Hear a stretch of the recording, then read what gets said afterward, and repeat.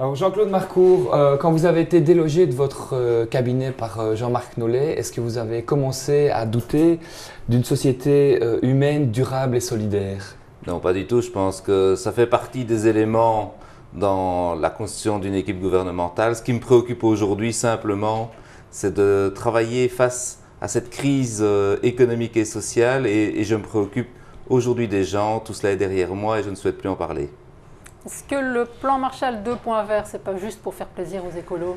Ah, pas du tout. Un premier élément fondamental, c'est de se dire le plan Marshall, aujourd'hui, tout le monde y adhère. Et je n'entends plus, même dans l'opposition libérale, des gens dire il faut mettre ça au bac. Loin de là. Mais vert, ça ne veut pas dire écolo. Ça veut simplement dire qu'il y a aujourd'hui un certain nombre de métiers dans le développement durable, dans l'environnement, dans l'économie d'énergie qui doivent être valorisés et de faire d'une contrainte qui est le dérèglement climatique une opportunité d'activité économique et d'emploi.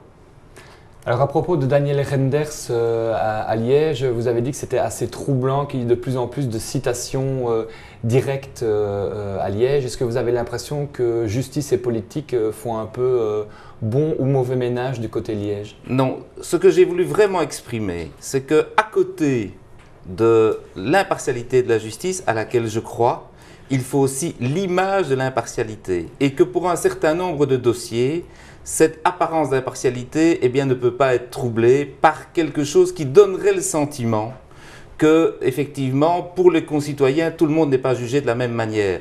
Entre Michel Dardenne et vous, c'est un combat de coq que vous avez fini par remporter.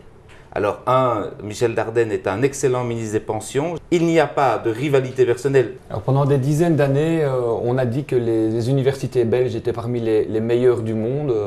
Est-ce que c'est encore le cas aujourd'hui? Est-ce que les universitaires belges sont en passe de devenir des cancres? Alors, je pense que les universités belges, tout comme les hautes écoles, sont des organismes d'enseignement d'une très grande qualité. Il suffit d'aller partout dans le monde pour entendre parler de la qualité de nos main-d'œuvre, que ce soit nos ingénieurs, nos médecins, nos juristes, mais je dirais l'ensemble des personnes qui sortent de l'enseignement sont considérées véritablement comme des gens de très grande qualité.